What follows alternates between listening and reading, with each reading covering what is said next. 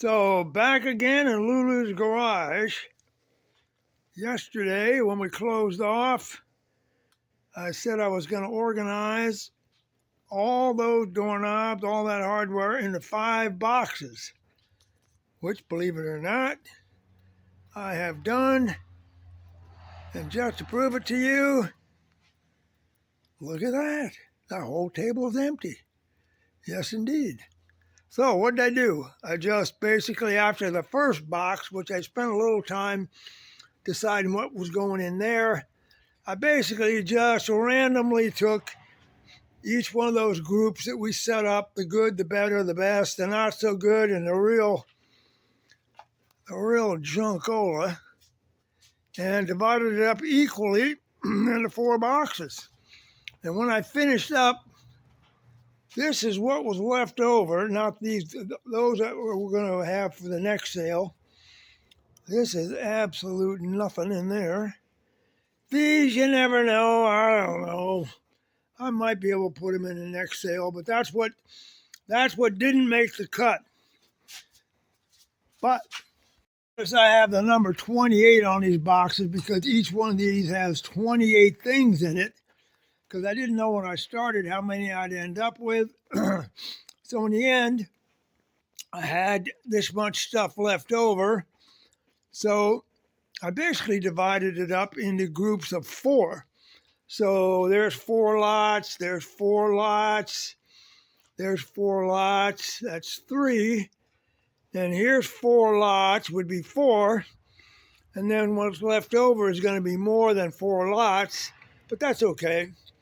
Because we don't know actually in the end exactly how many we're going to end up with.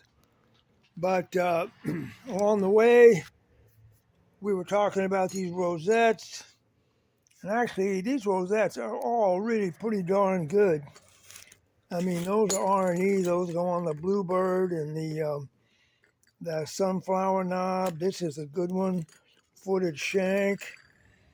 This is a footed shank.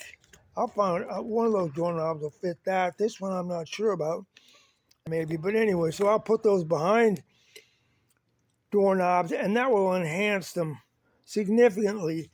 These are good early rosettes. One way you can tell on the back, see those little teeth that are cast in there, okay?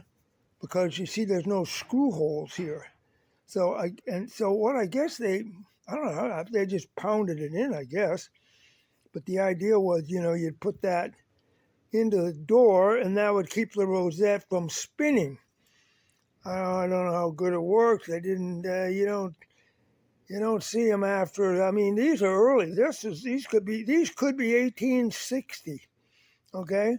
And the other thing about these is I'm almost certain they're silver plated.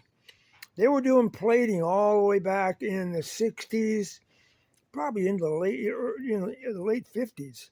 And you could have all this hardware, gold, silver, brass, whatever. And they figured out that plating process. So these actually, those are 2 really good rosettes. More history knobs, more history hardware, more stuff that nobody cares about but me, but I'm putting it in a sale, giving it a pitch. And then the other thing, so I want to end the sale with some good things. So, just randomly pulling out what you saw before. For no particular reason, this is what I ended up with. And so this one, which is going to be our feature lot, that's going to be the last lot in the sale, okay? And then I want to put some of these that are, they're pretty decent. That railroad knob is real good. There's number 1, that's real good. There's 4 real good knobs that I want to put very close to the end. And some of these are real good as well. So when I reach that point, I want to put between each lot, I put something of not too much interest, because the way the auction works, after it closes, there's extended bidding. so people can keep bidding even when if the time runs down to a minute, then and somebody bids, then it resets for 30 seconds. So I usually put something in mediocre between two good lots just to give people a little extra time if they're bidding on more than one thing, or just to be able to keep track. So when I set this up, I may reach back into some of these other boxes and pull out some of the mediocre stuff and swap it out.